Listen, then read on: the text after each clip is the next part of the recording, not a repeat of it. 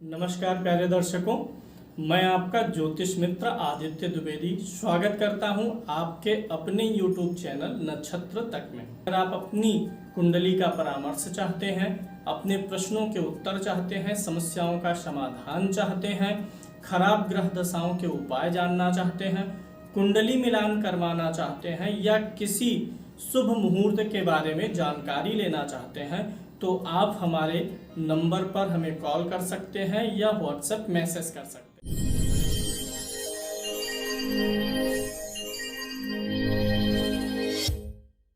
हमारे नए चैनल नक्षत्र तक लर्निंग को भी जाके वीडियोस देखिए और चैनल को सब्सक्राइब भी करिए। चैनल का लिंक आपको डिस्क्रिप्शन बॉक्स में मिल जाएगा, वहाँ भी अवश्य जाइए। वहाँ पर वीडियोस आपको एक क्रम से मिलेंगे, लेसन वाइज मिल जाएंगे। इनका डेट ऑफ बर्थ है 11 फरवरी 1994, 6:25 का जन्म है, नई दिल्ली का जन्म है। 94 की कुंडली है, यानी अभी युवक ही हैं। इन्होंने अपनी कुंडली के बारे में कुछ सवाल पूछे हुए हैं, उन सवालों का विश्लेषण करेंगे, लेकिन उसके पहले इनकी कुंडली के ग्रह स्पष्ट की बात कर लेते हैं। इनकी मकर लगन की कुंडली है, लगन की डिग्री 15 है।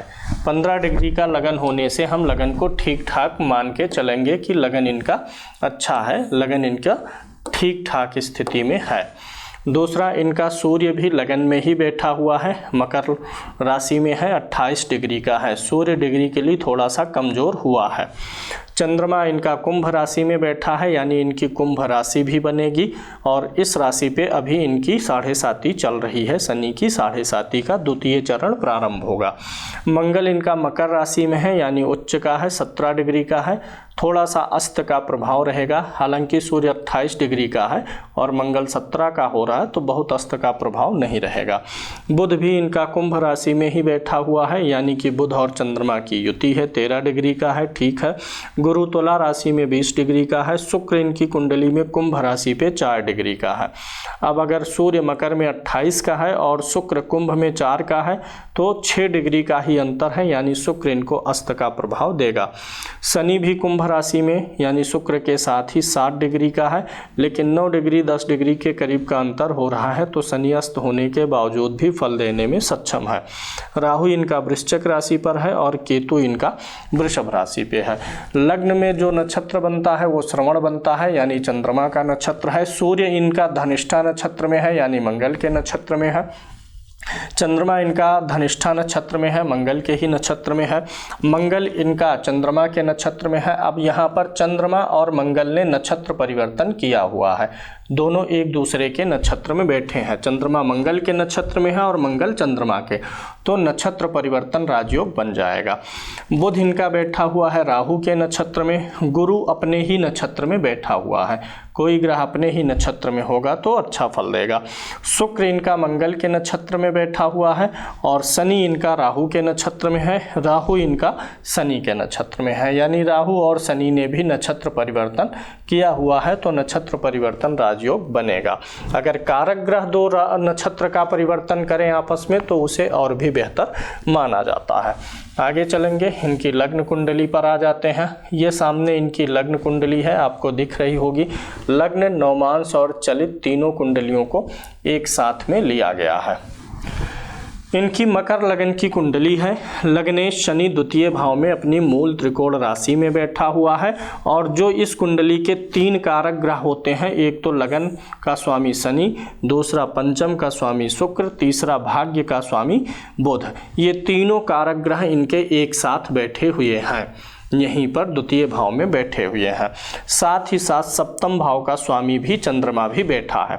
अब चंद्रमा तो ठहरा केंद्र का स्वामी और शुक्र बुध शनि ये तीनों ही त्रिकोण के स्वामी हैं, तो यहाँ पे केंद्र त्रिकोण का राजयोग बना। अगर केंद्र और त्रिकोण के स्वामी एक साथ हों, चूंकि ये धन भाव में है तो राजयोग बोलने के बजाय इसे धन योग बोला जाए तो ज़्यादा उत्तम है।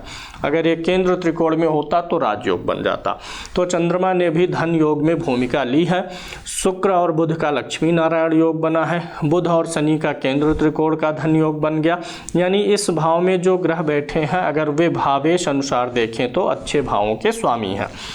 दसम भाव का स्वामी शुक्र है, नवम भाव का स्वामी बुध है, यानी नवमेश और दशमेश की भी युति हो गई, लग्नेश और दशमेश की युति हो गई, लग्नेश और भाग्येश की युति हो गई, लग्नेश और पंचमेश की युति हो गई, पंचमेश और नवमेश की युति हो गई, पंचमेश और सप्तमेश, सप्तमेश और नवमेश की युति। यह युति इनको जीवन में धन योग का लाभ देगी, इनके जीवन में धन आएगा और पर्याप्त धन आएगा। ये सारे ग्रह मिलके अच्छा धन देने वाले हैं। अब इन 3 ग्रहों के बीच में चंद्रमा थोड़ा सा अपने नैसर्गिक फल में थोड़ा सा कमी करेगा, क्योंकि ये तीनों के साथ में चंद्रमा बहुत ज़्यादा कंफर्टेबल नहीं रहेगा, खासकर शनि के साथ होने के नाते। शनि की डिग्री 8 है, चंद्रमा की 3 है, शुक्र का 4 है, बुध का 14 है, यानी सबसे अधिक डिग्री किसकी है? बुध की है। फिर उसके बाद किसकी है? शनि की। यानी सबसे पहले कौन चल रहा है कुंभ राशि पर? सबसे पीछे चल रहा है चंद्रमा, उसके आगे है शुक्र, उसके आगे है शनि, उसके आगे है बुध। अब यहाँ पर जो शनि की डिग्री है, ध्यान से देखिएगा, कुछ नया सीखने को मिलने वाला है। और जो चंद्रमा की डिग्री है, इसके बीच में कौन आ गया है? शुक्र आ गया है, क्योंकि शुक्र 4 का है, यानी 3 के आगे 4। तो चंद्रमा और शनि के बीच में शुक्र होने के नाते जो विष दोष बनता है उसका प्रभाव बहुत कम हो जाएगा। अगर बीच में इन शुक्र ना होता तो विष दोष का प्रभाव बन जाता। तो यहाँ पे विष दोष का प्रभाव बनेगा, हल्का बनेगा। चंद्रमा के एक तरफ कौन पड़ेगा? शुक्र, और दूसरी तरफ इस भाव में कोई ग्रह नहीं है, यानी चंद्रमा पाप कर्तरी में भी नहीं पड़ने वाला है। थोड़ा बहुत मानसिक रूप से परेशानी यदा कदा ये देता रहेगा। लगन में सूर्य और मंगल बैठे हुए हैं। सूर्य कौन सा ग्रह है? अग्नि तत्व है। मंगल कौन सा ग्रह है? अग्नि तत्व है। और ऊपर से मंगल उच्च का भी है। स्वभाव में क्रोध रहेगा, रौब रहेगा, आदेश देना ज़्यादा पसंद करेंगे, सुनना कम पसंद करेंगे। और इस दोष के कारण, चूँकि यहाँ पे ये दोनों गर्म ग्रह हैं और इनके दाम्पत्य भाव पर भी नज़र डालेंगे, तो इनके दाम्पत्य जीवन में भी इसके कारण से परेशानी आएगी। यानी कि इनको विवाह के समय कुंडली मिलान करना चाहिए और ऐसी लड़की से विवाह करना चाहिए जो मांगलिक हो। अगर कन्या मांगलिक है जिससे ये विवाह कर रहे हैं, और मांगलिक होने के साथ साथ यानी मंगल इन भावों में हो, इसके साथ साथ इन्हीं भावों में मंगल के अतिरिक्त कोई एक क्रूर ग्रह और हो लड़की की कुंडली में जिससे ये विवाह करें, तो यह दोष पूर्ण रूप से खत्म हो जाएगा। फिर दाम्पत्य जीवन अच्छा इनका चलेगा। अब इनके अंदर ईगो होगा, स्वाभिमान अधिक होगा। अब इनके सूर्य और मंगल, सूर्य क्या है? राजा है, और ये क्या है? सेनापति। राजा और सेनापति दोनों एक साथ बैठे हुए हों अगर, तो आम तौर पे वहाँ पर प्रवेश करने के लिए, जाने के लिए लोग झिझक करेंगे। कैसे जाएं? सेनापति और राजा बैठे हैं, शायद कोई खास मंत्रणा चल रही होगी। यानी जिसके लगन में सूर्य हो या मंगल हो, तो ऐसे व्यक्ति से लोग थोड़ा सा डरते हैं। ऐसे व्यक्ति को लोग कन्विंस नहीं करना चाहते। कन्विंस मतलब किसी चीज़ को समझाना, बुझाना, बताना, इस चीज़ को नहीं करना चाहते। डरते हैं कि अगला व्यक्ति मेरी बात नहीं मानेगा। इनके जीवन में ज़्यादातर ऐसे ही केस होंगे। लोग इनसे बात कम करेंगे, अपनी बातों को इन्हें समझाने का प्रयास कम करेंगे, क्योंकि उनको ऐसा लगेगा कि ये सुनेंगे ही नहीं, अपनी वाली ही करेंगे। तो यहाँ पे ये दोनों खराब योग हैं। अगर यहाँ पर हम सूर्य को देखें तो 8वें भाव का स्वामी है, और मंगल भी कोई खास कारक नहीं होता है। तो अगर इनको भविष्य में विवाह के बाद दाम्पत्य में कोई कठिनाई आएगी तो सूर्य और मंगल के उपाय करने होंगे। सूर्य और मंगल का जप और इनकी वस्तुओं का दान करना होगा। मंगल 4th भाव का स्वामी है, उच्च का होके बैठा है, और 4th भाव पर शुभ ग्रह गुरु की दृष्टि भी है। तो यहाँ पर इनके प्रॉपर्टी का, ज़मीन का, घर का और गाड़ी का योग बड़ा सुंदर है। बड़ा सुंदर घर बना पाएंगे, सपनों का घर बना पाएंगे, सपनों की गाड़ी ले पाएंगे। घर के अलावा भी प्रॉपर्टी वगैरह भी ये अलग से भी खरीद पाएंगे, क्योंकि धन योग भी इस कुंडली में है। धन भाव में अच्छे ग्रहों की युति हो करके बैठी हुई है। ऊपर से 4th भाव पर शुभ ग्रह है, 4th उच्च का भी है। ऐसा नहीं है कि कोई ग्रह अस्त है तो प्रभाव ही नहीं देगा। अगर कोई बच्चा पैदा हुआ और उसकी कुंडली में बुध अस्त है, पूर्ण रूप से अस्त है, तो ऐसा तो होता नहीं कि बुध वाणी का कारक है तो वह बच्चा गूंगा ही हो गया। अगर बुध प्रभाव नहीं देगा अस्त होने पर तो उस बच्चे को जुबान नहीं मिलनी चाहिए। अगर मान लीजिए सूर्य मृत अवस्था में है किसी कुंडली में, तो बालक के पैदा होने के बाद में बालक को अंधा होना चाहिए ना, क्योंकि सूर्य आँखों का कारक है, और अगर सूर्य मरा हुआ है तो व्यक्ति को आँखें कैसे मिल गई। तो इसलिए इस चीज़ को जानना है। सिर्फ डिग्री जो है ग्रहों के बल को घटाती और बढ़ाती है, ऐसा नहीं है कि वो रिजल्ट ही नहीं देगी। या अस्त होना भी इसी बात का संकेत है कि वो रिजल्ट नहीं देगा, ऐसा नहीं है, देगा, बुरा रिजल्ट देने का प्रयास करता है। अस्त ग्रह को विकल कहते हैं, और विकल मतलब होता है मानसिक रूप से परेशान ग्रह। अरे भाई, सूर्य के समीप में पहुंचा है, इसको जोर से आग लग रही है, ये तप रहा है, तो जिस भी व्यक्ति को शरीर में उष्मा लगेगी, सामने आग हो और आप उसके बहुत समीप पहुंचेंगे, ठंडी का मौसम है तो थोड़ी दूर से आग अच्छी लगेगी, लेकिन ठंडी ही हो चाहे गर्मी हो, जब एकदम आग के समीप पहुंच जाएंगे तो मन परेशान हो जाएगा कि नहीं। तो इसीलिए अस्त ग्रह जो होता है विकल होता है, वो खुद परेशान है तो अपनी अंतर्दशा में आपको भी परेशानी ही देगा। तो फिलहाल धन का अच्छा है इनका, भूमि भवन वाहन का योग अच्छा है। मैरिड लाइफ के लिए अच्छा नहीं है, मैरिड लाइफ के लिए इनको विचार करना पड़ेगा, कुंडली वगैरह ढंग से मिलान कर लेनी पड़ेगी। संतान भाव का स्वामी शुक्र है, वह यहाँ पर अपने मित्र के घर में बैठा हुआ है। संतान का कारक गुरु भी केंद्र में है, इसलिए संतान में इनके कोई समस्या नहीं आएगी। ऋण भाव का स्वामी बुध है, जो कि धन भाव में गया हुआ है, यानी ये बिजनेस चलाने के लिए या कामकाज के लिए भविष्य में इनको लोन की ज़रूरत पड़ेगी। ऋण भाव का स्वामी गया है ना द्वितीय में, तो ये बुध इनको लोन ईएमआई वगैरह समय समय पे बनवा के रखेगा। पत्नी भाव का स्वामी धन भाव में गया है, यानी जब इनका विवाह होगा तब इनका धन भाव एक्टिवेट हो जाएगा। अष्टम भाव का स्वामी सूर्य है, लगन में गया है। सूर्य को अष्टमें सोने का दोष नहीं लगता, इसलिए सूर्य लगन को बिगाड़ेगा नहीं, यानी कोई सिर से संबंधित समस्याएं नहीं देने वाला है। ओवरऑल सूर्य और मंगल मिलके इगोइस्ट बनाएंगे। भाग्य भाव का स्वामी भी धन भाव में गया है, भाग्य भाव, और यहाँ पे पत्नी भाव और पूर्व जन्म का भाव सब एक साथ ही बैठे हैं। तो यानी जब शुक्र किस चीज़ का कारक है, स्त्री का, तो जब विवाह हो जाएगा तो शुक्र एक्टिवेट हो जाएगा, और जब संतान हो जाएगा तो शुक्र एक्टिवेट हो जाएगा, विवाह हो जाएगा तो चंद्रमा एक्टिवेट हो जाएगा, और तब भाग्योदय भी हो जाएगा। यहाँ पे अगर हम दसम भाव का विचार करें, दसम भाव का स्वामी राजयोग बना रहा, और दसम भाव में शुभ ग्रह गुरु बैठा हुआ है। गुरु का बैठना यहाँ पर क्या कराएगा कि इनको समय समय पे काम करने में मन नहीं लगेगा, काम जब करेंगे तो उस समय कुछ ना कुछ शारीरिक तकलीफ बनाएगा।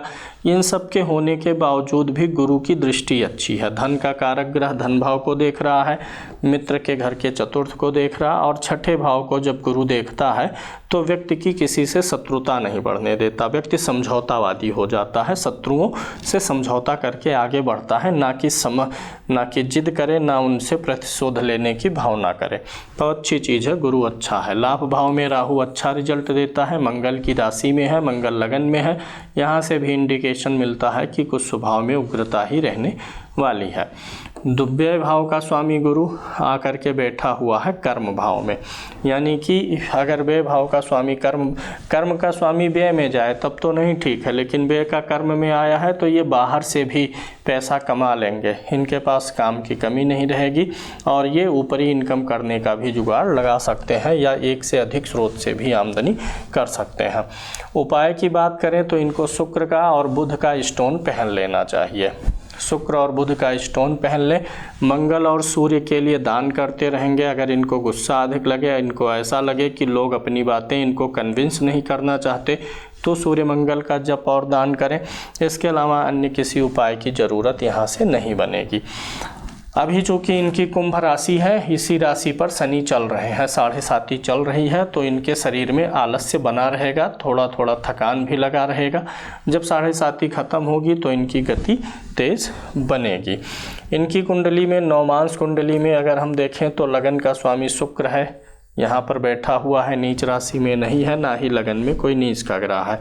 नवमांश कुंडली में चंद्रमा नीच राशि में है, सप्तम भाव में है, तो नवमांश में चंद्रमा के नीच होने के नाते, हालांकि चंद्रमा नवमांश कुंडली में शुक्ल पक्ष का है, चंद्रमा सूर्य से आगे है, तो चंद्रमा के नीच का थोड़ा सा प्रभाव कम हो जाएगा। यहाँ पे चंद्रमा के नीच होने के नवमांश में यहाँ पर लगन में खराब पोजीशन है, यहाँ सप्तम में है चंद्रमा की, तो पत्नी को इनके तनाव वगैरह होता रहेगा। पति से रिलेशनशिप के दौरान कुछ ना कुछ बहस और तनाव की प्राप्ति होती रहेगी।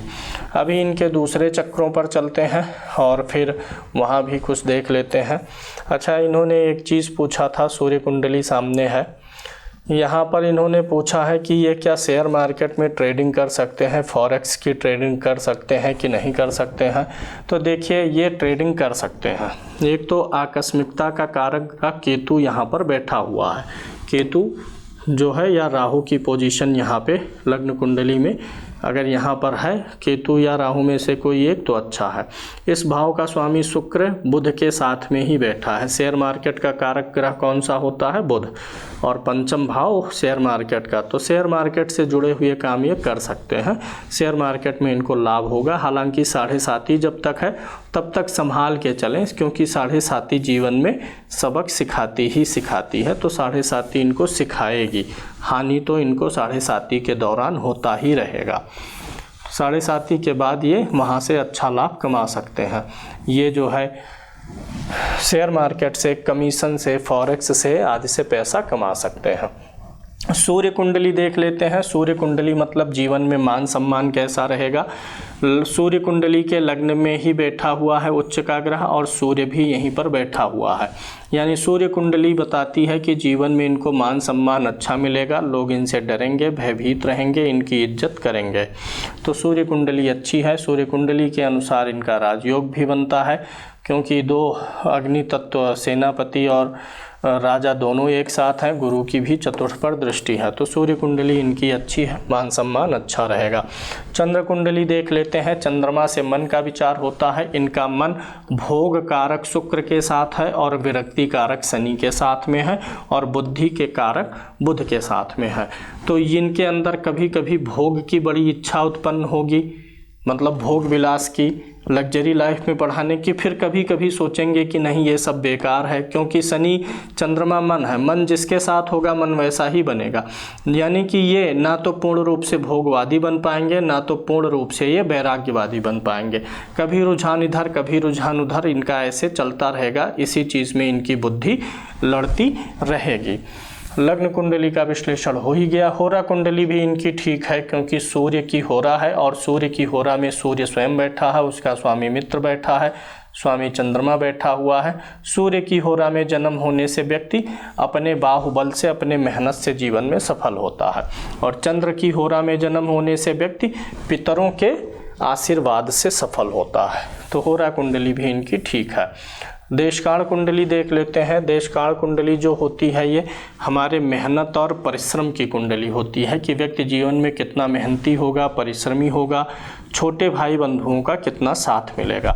किसी भी वर्ग कुंडली का लग्न सबसे महत्वपूर्ण चीज होता है। वर्ग कुंडली के लगन में कोई नीच का ग्रह ना हो और ना ही लग्नेश नीच का हो, तो उस वर्ग कुंडली का सुख मिल जाता है। यहाँ पे लग्न में मंगल बैठा हुआ है, और लग्नेश शुक्र भी नीच राशि में नहीं है। लग्नेश शुक्र जो है ये शनि के साथ में बैठा हुआ है, तो ये अपने से छोटों को कभी कभी उपदेश देते रहेंगे, भैया संसार में कुछ नहीं है, मोह माया है, लेकिन खुद भी डिसाइड नहीं कर पाएंगे कि क्या मोह माया है, क्या वैराग्य है, क्या भोग है।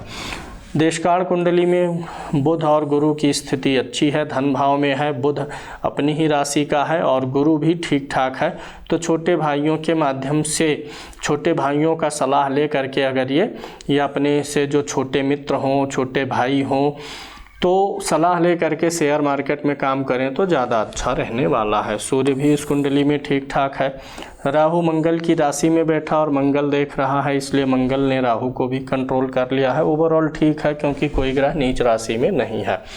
चतुर्थांश कुंडली को देख लेते हैं। चतुर्थांश कुंडली के लग्न में ही मंगल नीच का है, यानी भाग्य कभी कभी इनका सडन साथ छोड़ता रहेगा। चतुर्थांश कुंडली में सूर्य भी नीच का है, तो भाग्य यहाँ पर भी साथ छोड़ता रहेगा। चतुर्थांश कुंडली का लग्नेश जो है वो चंद्रमा है, वो ठीक स्थिति में, ये नहीं देखना है कि किस भाव में गया है, सिर्फ देखिए किस राशि में है, किसके साथ है, इतना ही देखना पर्याप्त है। चंद्रमा कुंभ राशि में गया है, यानी 7.5 के दौरान, क्योंकि चंद्रमा कुंभ राशि में, कुंभ राशि इनकी है, 7.5 के दौरान इनका भाग्य साथ नहीं देगा, क्योंकि चतुर्थांश से भाग्य का विचार होता है। चतुर्थांश कुंडली के चतुर्थ भाव में सूर्य नीच राशि में है। कुछ न कुछ इलेक्ट्रिकल फॉल्ट्स इनके वाहन में आते रहेंगे। पंचमांश कुंडली देख लेते हैं, जो बौद्धिक स्तर को दर्शाता है। पंचमांश कुंडली में भी मंगल नीच का है। क्रोध करेंगे तो पूरी बुद्धि इनकी भ्रष्ट हो जाएगी। जब भी इनकी बुद्धि को भ्रष्ट करना होगा ग्रहों को, तो इनको क्रोध दिला देंगे। तो इसलिए इनको क्रोध से बचना है, क्योंकि एक तो पंचमांश के लगन में मंगल नीच है और पंचमांश का पंचमेश भी मंगल ही है। तो मंगल इनका कुछ ज़्यादा ही अशुभ दिख रहा है कई वर्ग कुंडलियों में, तो मंगल का जप इनको कराते रहना चाहिए। पंचमांश कुंडली में चंद्रमा शुक्र की युति ठीक है, शुक्र स्वागृही है, सूर्य भी ठीक ठाक है, शनि बुध गुरु भी नीच राशि में है। यह देखिए, क्रोध आने पे पूरा ज्ञान खत्म हो जाएगा। बृहस्पति ज्ञान का कारक है ना, तो जब भी इनको क्रोध आएगा तो ज्ञान खत्म हो जाएगा। अगर थोड़ा सा ध्यान देंगे तो गुरु और मंगल आमने सामने नीच के हैं, तो दोनों का नीच भंग भी काम कर जाएगा। इस चीज़ को इनको ध्यान देना चाहिए। जब भी क्रोध आए तो इनको कुछ समय तक इंतज़ार करना चाहिए। जब भी क्रोध आए तो मन में पीली वस्तु का ध्यान करें, पीले कलर का ध्यान करें, क्रोध इनका खत्म हो जाएगा। खटांश कुंडली जो है, शत्रुओं की जो कुंडली होती है, उसमें देखिए लगन में मंगल उच्च का ही होकर के बैठा हुआ है। लग्नेश शनि है, जो कि पंचम भाव में मित्र के घर का है, ठीक है। लगन भी ठीक है, लग्नेश भी ठीक है। शुक्र और चंद्रमा भी ठीक है, नीच में नहीं है। सूर्य भी गुरु के घर का है, ये भी ठीक है। यानी लगभग सभी ग्रह ठीक हैं, कोई बहुत विशेष विषम परिस्थिति नहीं है। यानी इनके जो शत्रु होंगे, नीच शत्रु, छुपे हुए शत्रु, ये सब इनको बहुत पीड़ित करने वाले नहीं हैं। इनका जो कंपटीशन होगा वो अच्छे लोगों से होगा। मंगल लगन में ही उच्च है, इसलिए इनके कंपटीटर्स भी अच्छे रहेंगे। जो बड़े लेवल पे जाना चाहते हैं उनका कंपटीशन भी बड़े लोगों से ही होता है, बड़े लेवल के लोगों से ही। सप्तमांश कुंडली से बच्चे का विचार होता है। दो ही चीज़ें देखिए तड़ाक से, सप्तमांश कुंडली में क्या है, लगन में कोई नीच का ग्रह है, नहीं है। लग्नेश क्या नीच का है, नहीं है। अब सप्तमांश होता है बच्चे का, तो पंचम भी देख लीजिए, क्या पंचम में कोई खराबी है, नहीं है। गुरु है, शुक्र है, चंद्रमा है, कन्या और पुत्र दोनों संतान का योग है। संतान में इनको समस्याएं नहीं आएंगी। अब यहाँ पे आ जाइए अष्टमांश कुंडली में आयु के विचार के लिए, कि इनकी आयु पे कब कब खतरा आएगा। जब इनके बुध की महादशा या अंतरदशा चलेगी, चूँकि बुध इस कुंडली में नीच राशि में है, बुध की दशा अंतरदशा में इनको शारीरिक रूप से परेशानी होगी। कोई भी कुंडली में जो ग्रह नीच का होगा, उसकी दशा अंतरदशा में उस वर्ग कुंडली से संबंधित फल में परेशानी आएगी। यहाँ पर सूर्य और मंगल ने स्थान परिवर्तन किया है, अच्छा है। अष्टम भाव पर यहाँ पर गुरु की दृष्टि है, जो कि दीर्घकालिक गोचर वाला ग्रह है, इसलिए आयु भी अच्छी रहने वाली है। आयु में इनके कोई समस्याएं नहीं आएंगी। नवमांश कुंडली में मैंने जैसा कि पहले ही बता दिया कि चंद्रमा नीच का है सप्तम भाव में। इनका और इनकी पत्नी का जब भी समागम होगा, उस समय दोनों लोगों के बीच में कहा सुनी बातचीत, कुछ ना कुछ भ्रम पैदा ये चंद्रमा करेगा। ओवरऑल अन्य चीज़ें ठीक हैं। गुरु अच्छा है, मेष राशि में है, 12वें से होकर के चतुर्थ भाव पे दृष्टि डालेगा, यानी दाम्पत्य सुख बनाए रखेगा। बुध भी शुभ ग्रह है, देख रहा है, ये भी दाम्पत्य सुख बनाए रखेगा। दसमांश कुंडली में आ जाते हैं। दसमांश कुंडली में देखिए जो लगन है, लगन में मंगल बैठा और लग्नेश शनि नीच का हुआ है, लेकिन हालांकि दोनों एक दूसरे की राशि में बैठे हैं, तो ये नीच होने के बावजूद भी अच्छा रिजल्ट दे देगा। शनि को गुरु का साथ मिला है, गुरु ज्ञान है और शनि न्याय है। न्याय को अगर ज्ञान का साथ मिले तो रिजल्ट अच्छा हो जाता है। शुक्र इस कुंडली में उच्च का है और यहाँ पर बुध भी स्वागृही है, वो भी पंचम भाव में है, बुधादित्य योग भी है।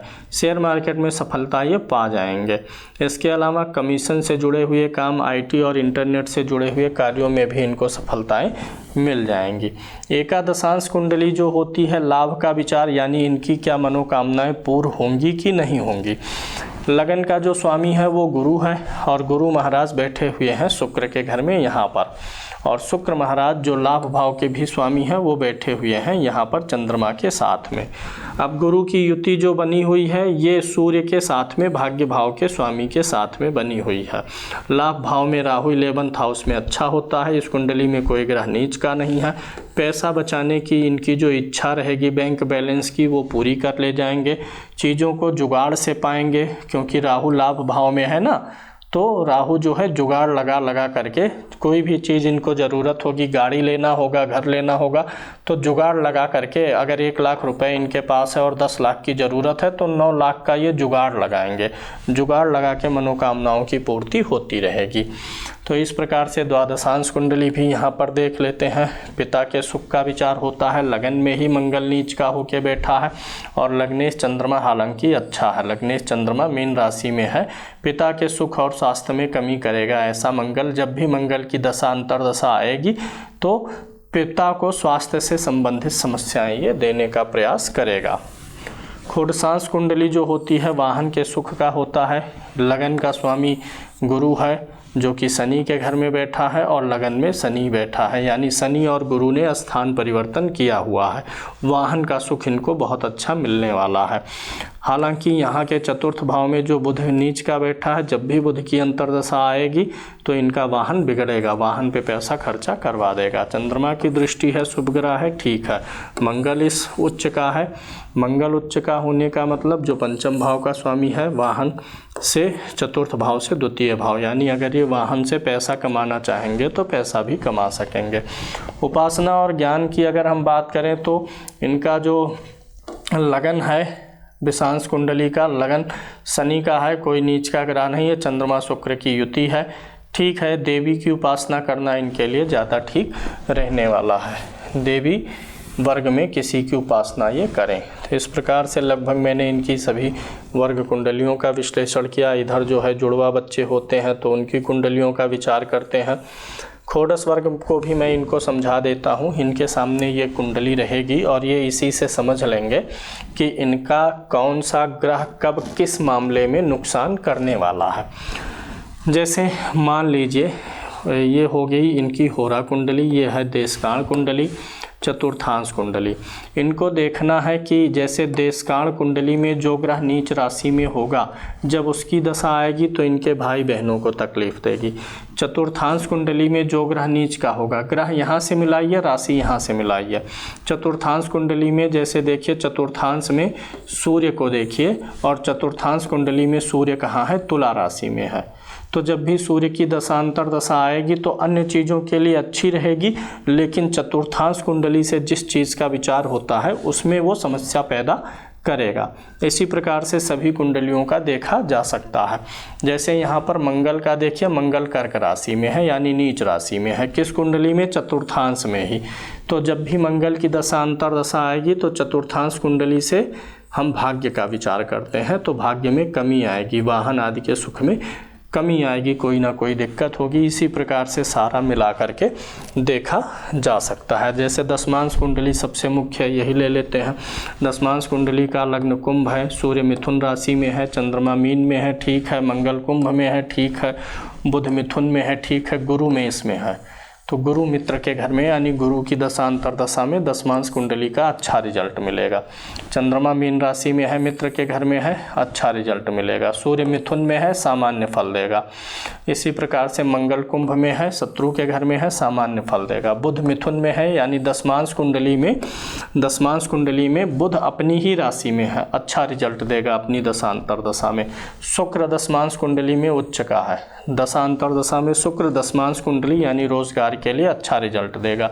शनि दशमांश कुंडली में मेष राशि में है, नीच राशि में है, तो शनि की दशांतर दशा में दशमांश से संबंधित दिक्कतें आएंगी।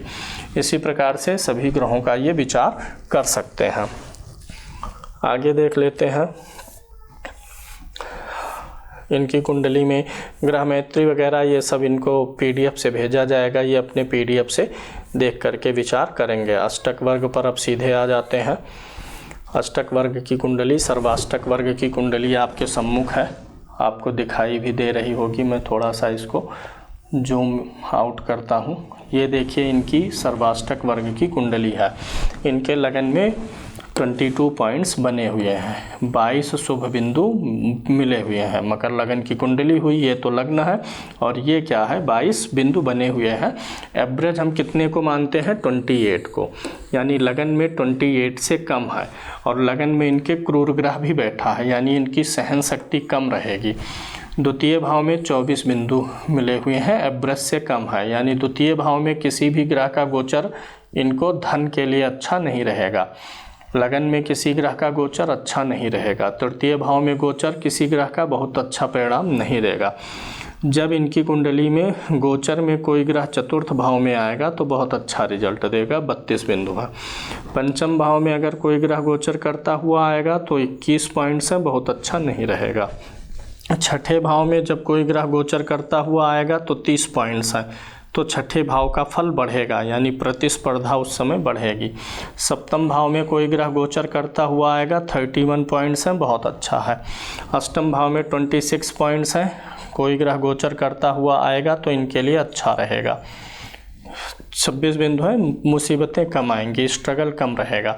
भाग्य भाव में 22 बिंदु हैं, यानी जब भी कोई ग्रह गोचर करता हुआ नवम में आएगा तो बहुत अच्छा रिजल्ट नहीं देगा। दसम में आएगा गोचर करते हुए अच्छा देगा, एकादश में अच्छा देगा, द्वादश में अच्छा देगा। अब एक चीज़ समझ लीजिए, व्यक्ति की जन्म कुंडली से ये पता लगाना है कि इसके जीवन में किस भाव का फल हावी रहेगा। ये जानने के लिए आप सर्वाष्टक वर्ग में ये देख लीजिए कि किस भाव में 30, 31, 32 या उससे अधिक रेखाएं हैं। इनके जीवन में जो सर्वाधिक प्रभाव बनेगा वो चतुर्थ भाव का, यानी भूमि भवन वाहन का सुख, लग्जरी अच्छा मिलेगा, स्त्रियों का सुख अच्छा मिलेगा, पार्टनर से सुख अच्छा मिलेगा, पत्नी का सुख अच्छा रहेगा, कंपटीटर्स इनको बड़े अच्छे मिलेंगे जीवन में।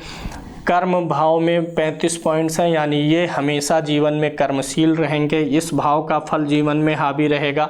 लाभ और इच्छा पूर्ति में 38 है, सबसे अधिक है, ये जीवन में हावी रहेगा और यह भाव इनके जीवन में हावी रहेगा। जिन भावों में 30 या उससे अधिक बिंदु बने हैं, व्यक्ति के जीवन में वो चीज़ें अपने आप आती रहेंगी, यानी कर्म हमेशा इनका बना रहेगा, बेरोजगार नहीं रहेंगे, भूमि भवन वाहन से युक्त रहेंगे हमेशा, कभी पैदल नहीं होना पड़ेगा, हमेशा कंपटीटर्स से मुकाबला होता रहेगा, व्यय अधिक होता रहेगा, लाभ भी आता रहेगा। लाभ भाव में अधिक है ना, 38 है, व्यय में 32 है।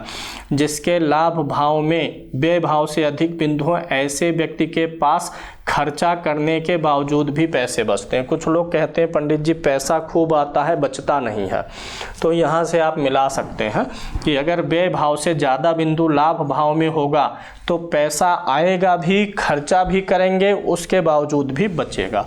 तो इनके अष्टक वर्ग का ये हाल रहा। अब आगे चलते हैं, देखते हैं कि क्या कुछ और भी देखने लायक है।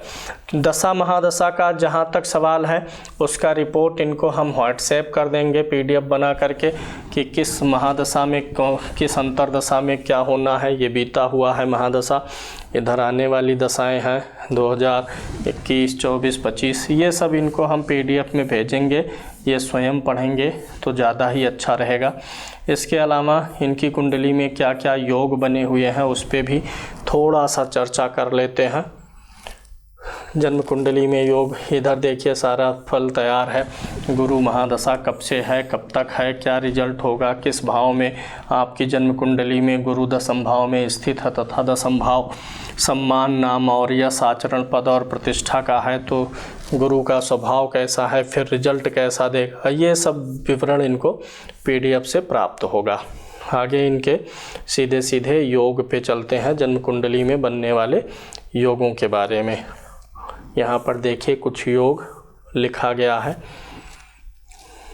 और योग कहाँ से बन रहा है, कैसे, इसका भी विवरण है। योग, रोचक योग। रोचक योग लगन में इनके मंगल उच्च का है ना, तो मंगल के नाते रोचक योग बना हुआ है। किस ग्रह के कारण बना है ये भी लिखा गया है। अमल योग इस कुंडली में है। अमल योग जो यदि पत्रिका में लग्न या चंद्रमा से दशम भाव में शुभ ग्रह हो तो अमल योग होता है। चंद्रमा से दशम में शुभ ग्रह हो या लगन से हो, योग कारक ग्रह गुरु बनेगा। यह योग बनाने वाला बन रहा है कि नहीं बन रहा है, दो में से एक संभावना है।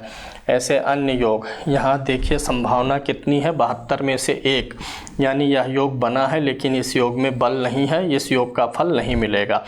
जिस योग में यहाँ संभावना लिखी रहेगी 2 में से 1, 3 में से 2, यानी जो आगे वाली ये गिनती है अगर ये 2 से 5 के बीच की रहेगी तो वही योग फलित होगा। उम्मीद है यह विश्लेषण भी आपको पसंद आया होगा। फिर मिलते हैं अगले कार्यक्रम में।